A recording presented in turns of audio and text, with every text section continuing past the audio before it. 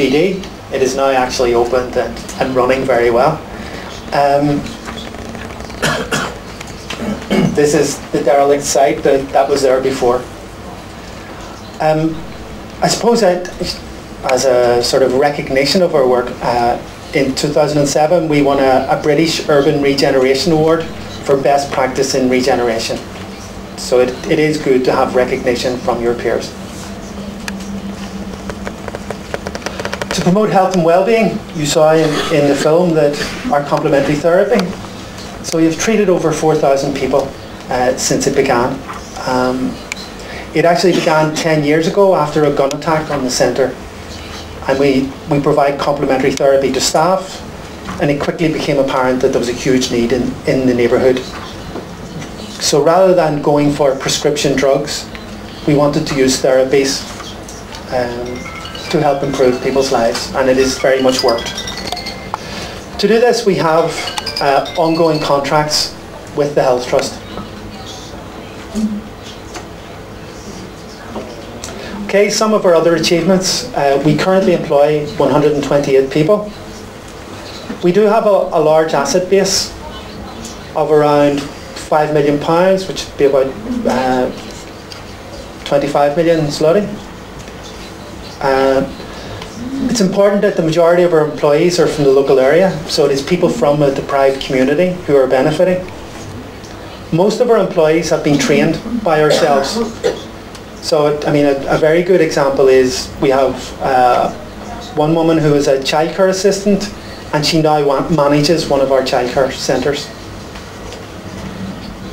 The centres, we are seen as a model of best practice. We have a turnover of over £3 million per annum, so again around 15 million zloty. And we have very much been a catalyst for regeneration. By us being there, it has helped other things to happen as well. I suppose our future plans, obviously we want to sustain and grow everything that we currently do. We intend to open 2 new childcares, and we are currently negotiating with the City Council for them to grant us 2 sites to develop 2 new childcare centres. Each of those centres will create around 70 childcare spaces and around 20 jobs. And we will be using our surpluses to invest in that. We want to develop a tourism social enterprise, as I mentioned, at the jail.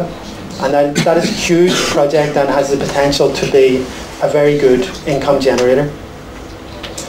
We want to do a second phase. We have derelict land beside our new building, and we want to do a second building there. We will be taking over the youth club. We want to secure further contracts, because I think it is the same here as well, that there's a growing realisation that services can be better delivered by NGOs rather than public bodies. So we'll be tendering to deliver those. But importantly, they have to be generating a surplus. It is not about doing everything very cheap.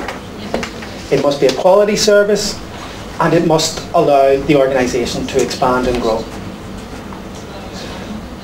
Quality is a huge focus for us, and so we do focus on continuous improvement.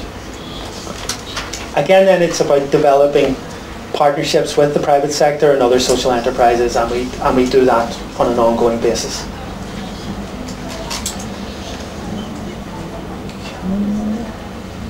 Was there a... Okay, I suppose lessons learned, which I can't seem to get to, but I suppose I think a big one for us was the fact that there is community ownership and participation in everything we do. That is vital. If you are going to regenerate an area, the people who live there have to be a part of it, have to be directly involved in it. I think business development and sustainability as well are important, because many organisations, because it is often short-term funding, will concentrate on delivering services, and that is that. But I think you need to look longer term and need to ensure that what you do is sustainable in the longer term. I think there are opportunities with EU funding, and we did very much use that to give us a basis on which we could grow and develop. Because, I mean, I'm saying a lot of these things and big numbers, but it is over a 20-year period. You know, it was not overnight, and there were lots of failures.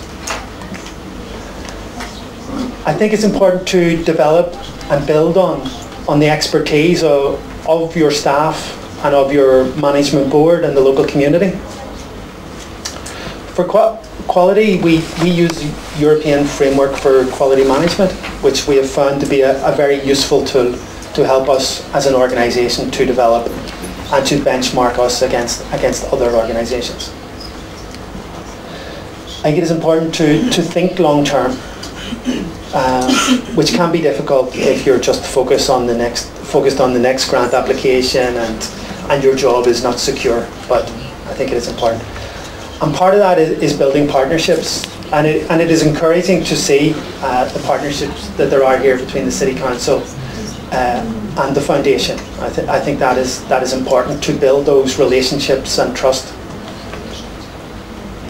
A very important one for us has been ensuring a diversity of income streams. We are not reliant on any one source of funding. So if one thing ends, it's okay, we can move on, and we have generated reserves that allow us to do that. I think there's a need to build a core infrastructure. I think it's important that community organisations have assets that they own and can manage and that can work for them. And then finally, I think attitude is important. I think tenacity, which I think everyone working in this sector has, because you would give up if not. Optimism and a vision for change, to think that you really can make social change happen. So thank you.